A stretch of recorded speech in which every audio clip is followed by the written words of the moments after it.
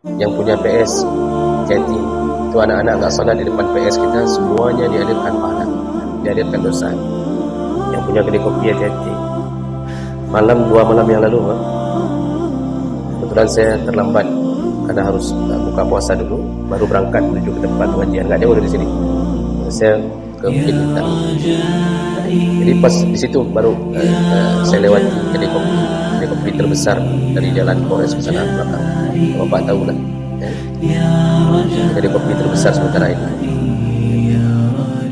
Itu maghrib, masya Allah, penuh orangnya. Maghrib. Ho Pak Kecil, ho Dengku Imum, ho BH, ho Wali Kota, semua mereka diberikan dan dikirimkan dosa orang yang tidak solat maghrib di kedai kopi. Yang pertama dikirimkan ke pemilik kedai kopi. Mati pemilik kedai kopi, berhambur dalam kubur. Kenapa? Dia punya bisnis dia dijadikan fasilitas untuk maksiat. Tak solat maghrib, saya lihat. Tak sempat saya rekam kerana saya sudah terlambat, takut tak dapat solat di sana.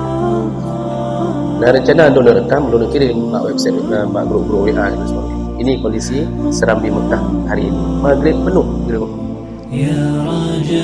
Pegang syariat. Jadi kita disibukkan dengan kalimat-kalimat puji-pujian terhadap diri sendiri. Pada yang pada untuk